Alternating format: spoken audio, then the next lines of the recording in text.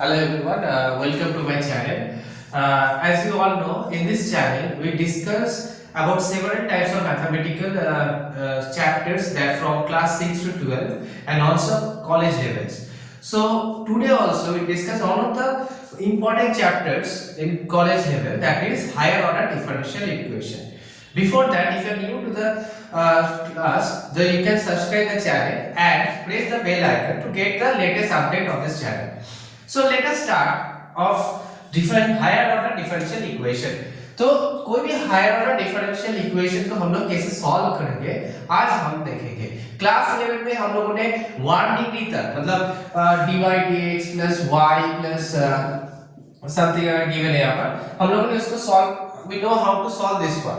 लेकिन अगर differential equation का ऑर्डर थोड़ा इंक्रीज हो जाए, मतलब 2 ऑर्डर का हो या फिर 3 ऑर्डर का हो जाए, तो उस टाइप की डिफरेंशियल इक्वेशन को हम कैसे सॉल्व करेंगे। So today our topic is linear differential equation with constant coefficient. Okay, so today our topic will be differential equation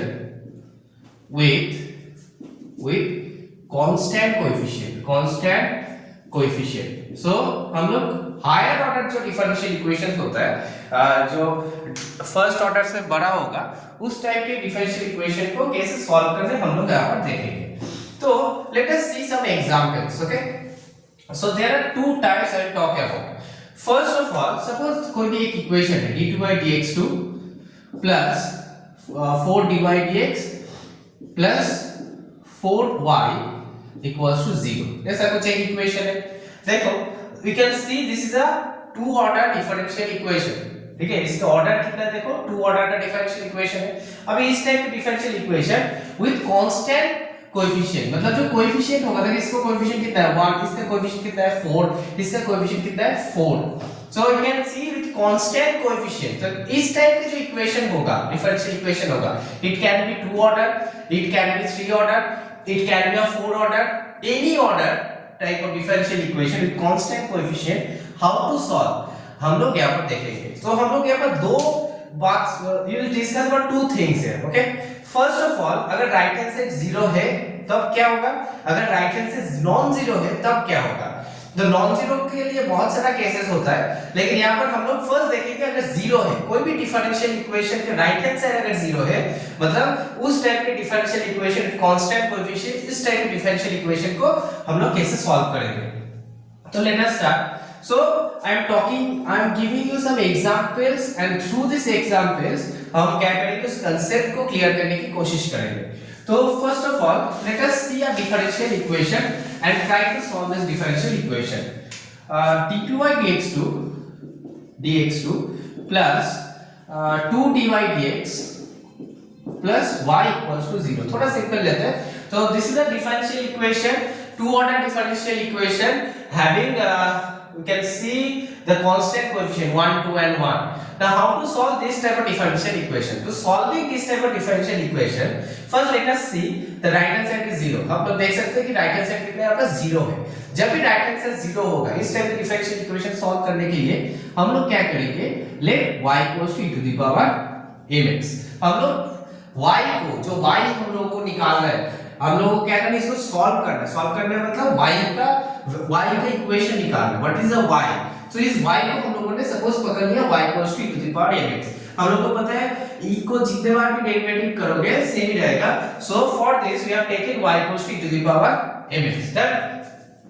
now find the first order derivative dy dx। So we know derivative क्या होता है, e to the power mx का क्या होगा, a e to the power mx। Next one is you have to find d2y dx2।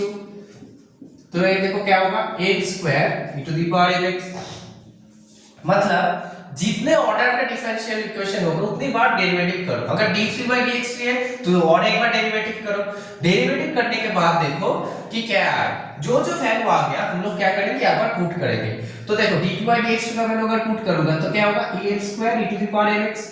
इसके बाद क्या होगा, देखो 2m e to the power mx plus इसमें क्या होगा, only e to the power mx equals to 0। Done हो गया।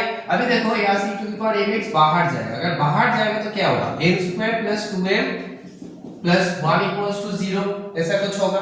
और हमें पता है अगर दो चीजों का प्रोडक्ट जीरो है, मतलब ये भी जीरो होगा, ये भी जीरो होगा, लेकिन e to the power something कभी जीरो नहीं हो सकता, ठीक है।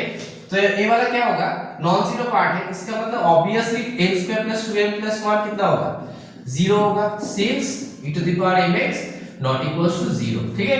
तो हम लोगों ने क्या किया, बहुत ही सिंपल सा लॉजिक है। फर्स्ट जो इक्वेशन है इसको सॉल्व करने के लिए हम लोगों ने y equals to e to the power mx पकड़ लिया। अभी जो जो मुझे चाहिए, जितने ऑर्डर का होगा उतने बार डेरिवेटिव करो, सबको निकालो, dy dx dy dx, तो अगर dt by dx चाहिए उसको भी निकालो, अगर d4 चाहिए देन उसको भी निकालो, निकालने के बाद ऐसा कुछ आए। अब इसको सॉल्व करके हमें n का वैल्यू चाहिए, तो we can see m + 1 whole square equals to 0। तो यहां से देखो m का दो वैल्यू आएगा, -1 -1, ठीक है। दो वैल्यू देखो सेम वैल्यू है लेकिन डिफर दो आएगा, क्यों, this is a quadratic equation and we know in quadratic equation there are two values, तो सेम वैल्यू है लेकिन दो बार हमें लिखना है, तो -1 -1 हो गया। अभी सॉल्व कैसे करना है, ठीक है, हो गया, m का तो वैल्यू आ गया। अभी सॉल्यूशन क्या होगा, इस y का सॉल्यूशन क्या होगा, देखो जब भी ऐसा कोई डिफरेंशियल इक्वेशन है, इस केस में अगर राइट हैंड साइड तुम लोगों का 0 है, सो देयर आर 3 केसेस, ठीक है। एक में क्या होगा, देखो m का जो वैल्यू आ रहा है, m का वैल्यू क्या आ रहा है, देखो सेम आ रहा है, तो देयर आर 3 केसेस। क्या क्या केस होता है, सेम हो सकता है m का वैल्यू, डिफरेंट हो सकता है, अनइक्वल हो सकता है, थर्ड केस क्या होता है, कॉम्प्लेक्स नंबर आ सकता है, ठीक है। सो m का जो वैल्यू है ना, there are 3 cases, first same आ सकता है, अनइक्वल हो सकता है, and third one is complex number आ सकता है। तो फर्स्ट केस में हम लोग का क्या आया, सेम आया।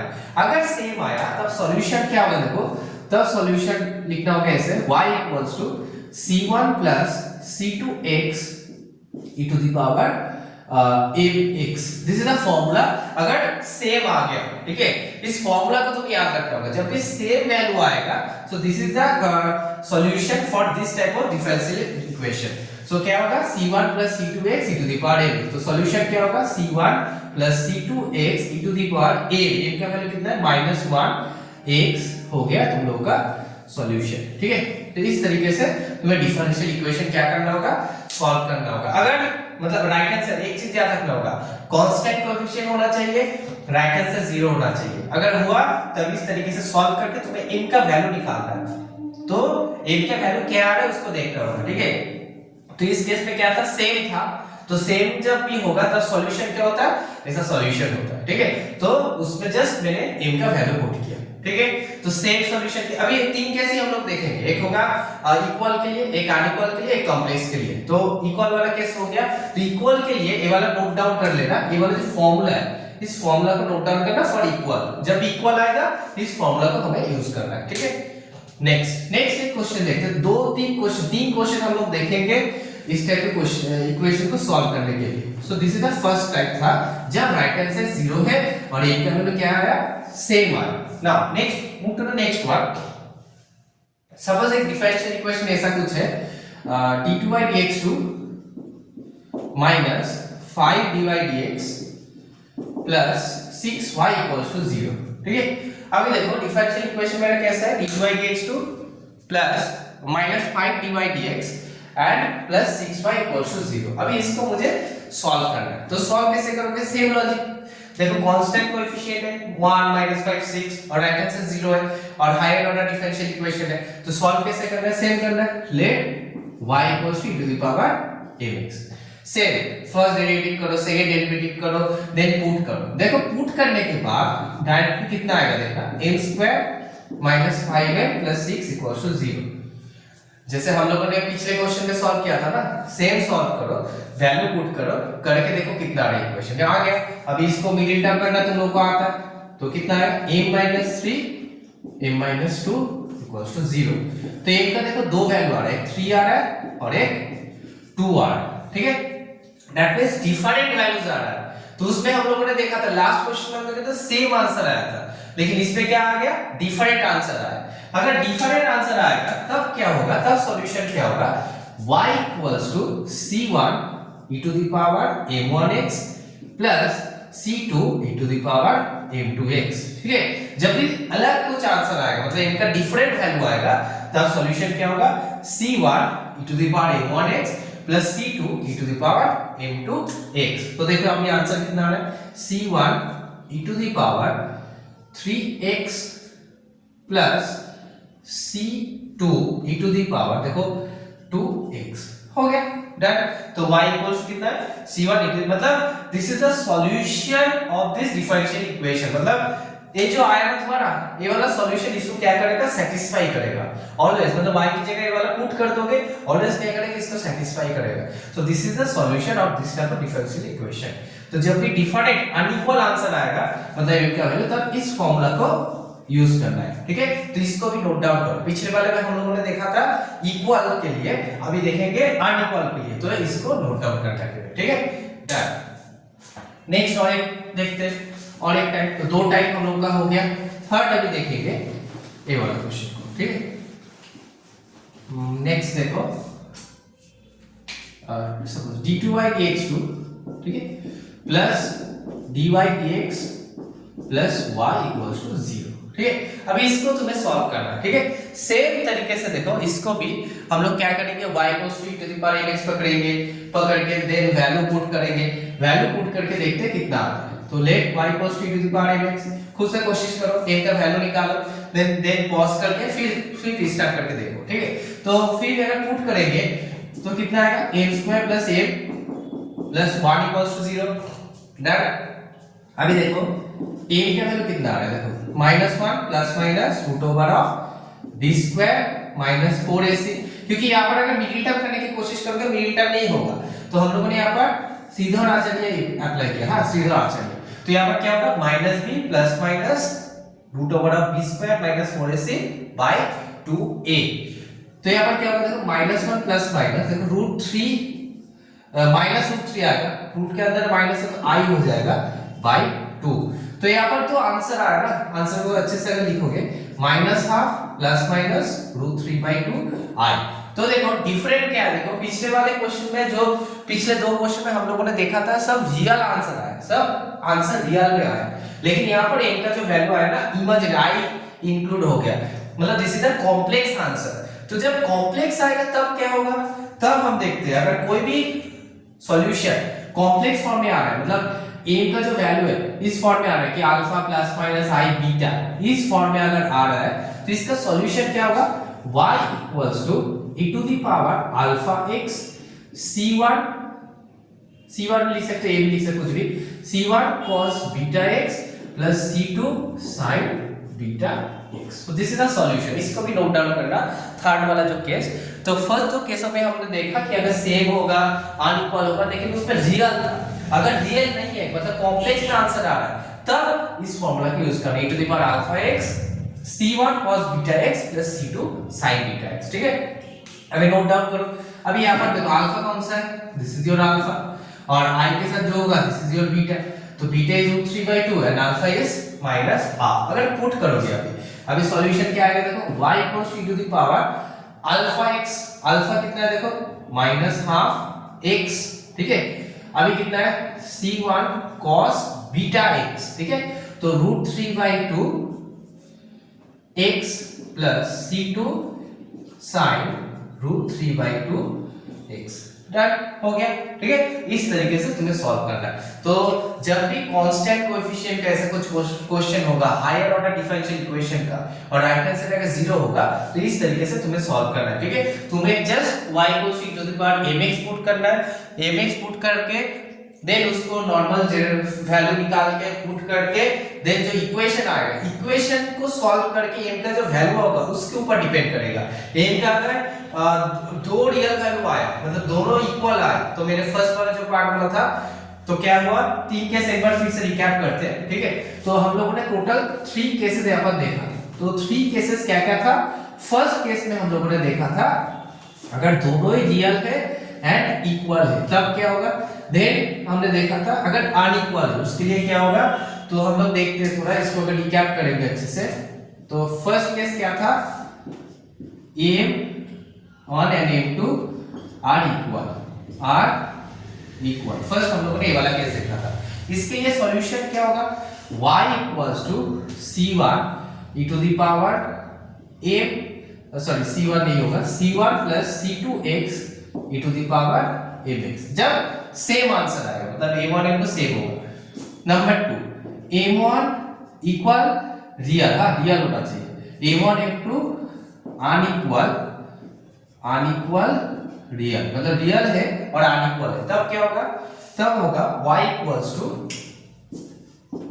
c1 e to the power a1x plus c2 e to the power m2x, अगर अनइक्वल है। और थर्ड हम लोगों का क्या होगा, third one is m1 m2 जो भी आ रहा है m1 m2 कॉम्प्लेक्स फॉर्म में आ रहा है, हाँ कॉम्प्लेक्स फॉर्म में आ रहा है, मतलब alpha plus minus i beta की फॉर्म में अगर आ गया तब सॉल्यूशन तुम लोगों का क्या होगा, y equals to e to the power alpha x cos beta x, मतलब यहाँ पर कोई भी कांस्टेंट दे दो c1 cos beta x plus c2 sin beta x, ठीक है। तो जब भी राइट हैंड साइड जीरो होगा, हायर ऑर्डर डिफरेंशियल इक्वेशन होगा कांस्टेंट कोएफिशिएंट का, इस तरीके के इस टाइप से तुम्हें सॉल्व करना है। y cos t की पावर mx पकड़ो, इक्वेशन निकालो, निकालने के बाद इसको जस्ट इस फॉर्म में देखो कौन सा है, इसके ऊपर बेस करके तुम लोग का हो जाएगा, ठीक है।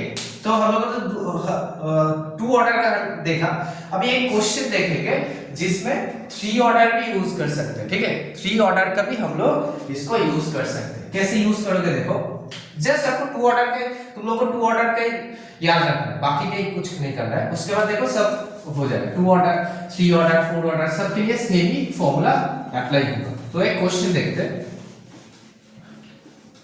फर्स्ट इसको खुद से कोशिश करो सॉल्व करने की, देन वीडियो देखो। तो क्वेश्चन कैसा है देखो, d3y dx3 -1 equals -y equals to 0, ठीक है, -y है। तो यहाँ पर क्या देखो, d3y dx3 -y equals to 0। अभी इस डिफरेंशियल इक्वेशन को, अभी देखो इसका डिग्री कितना है, हम लोग को देखो ऑर्डर कितना है, ऑर्डर है 3, अभी इसका ऑर्डर 3, अभी इसको कैसे सॉल्व करेंगे, ठीक है। क्या करेंगे, let y equals to e to the power mx, ठीक है, सेम उसका फर्स्ट डेरिवेटिव सेकंड डेरिवेटिव निकाल के थर्ड डेरिवेटिव का पुट करो, तो देखने ऐसा कुछ आएगा m³ -1 इक्वल्स टू 0। तो यहां पर अगर सॉल्व करोगे देखना तीनों आंसर क्या आएगा, 1 1 1 ऐसा कुछ आ रहा है, ठीक है। तीनों ही आंसर कितना है, 1 1 1 ऐसा आ रहा है। अगर तीनों आंसर ऐसा कुछ आ रहा है तब क्या होगा, ठीक है, तब हम कैसे इसको सॉल्व, या फिर नहीं तीनों आंसर 1 1 1 नहीं, देखिए इसको और अच्छे से लिखोगे। अगर देखो a³ - b³ का फार्मूला है, तो फार्मूला क्या होता है, a - b into a square plus ab plus b square equals to 0। तो ऐसा कुछ आ रहा है, तो एक आंसर 1 आएगा, एक आंसर आएगा 1 और एक आंसर यहाँ से आएगा m square plus m plus 1। देखो यहाँ पर गलती हो रहा था, तो यहाँ पर देखो 2 आंसर आ रहा है, एक हो रहा है m equals to 1 से आएगा, एक आएगा यहाँ से आएगा। यहाँ से क्या आएगा, मिडिल टर्म तो नहीं होगा, तो सीधा आ चलिए -1 root under of b square minus 4ac by 2 है, तो -1 plus minus √3i by 2 this, तो देखो -1/2 plus minus √3i by 2, right. तो 3 आंसर आए थे, एक आंसर देखो रियल में आया, एक आंसर, बाकी 2 आंसर जो आया ना कॉम्प्लेक्स में आ गया। तो इसको कैसे हम आंसर में लिखेंगे, तो हम लोगों ने दोनों कांसेप्ट को एक साथ में रखना है। तो फर्स्ट रियल के लिए क्या होगा, y इक्वल्स टू जस्ट एक ही रियल, ठीक है, तो c1 e to the power 1x, क्योंकि एक ही तो रियल है, तो c1 e to the power 1x plus, अभी देखो बाकी जो 2 आया ना कॉम्प्लेक्स में आया, तो इसको कैसे लिखेंगे, सेम कॉम्प्लेक्स के लिए हम लोगों को पता है formula e to the power alpha x cos beta c1 कुछ भी एक कांस्टेंट ले लो, beta x plus c2 sin beta x, done, ठीक है। तो इस तरीके से हम लोगों ने सेम जो फॉर्मूला देखा था उसको यहाँ पर हम लोगों ने क्या किया, अप्लाई किया। इस टाइप से कोई भी डिफरेंशियल इक्वेशन, मतलब हायर ऑर्डर का अगर हुआ 1 डिग्री का ऑर्डर, अगर कोई भी अगर ज्यादा हुआ और राइट हैंड साइड अगर 0 हुआ, इस तरीके से हम लोग इसको सॉल्व कर सकते हैं। So thank you for today. Next classes में हम लोग देखेंगे अगर राइट हैंड साइड अगर 0 नहीं है, अगर कोई नॉन जीरो वैल्यू है, तब इसको कैसे हम लोग सॉल्व कर सकते हैं। So for today thank you.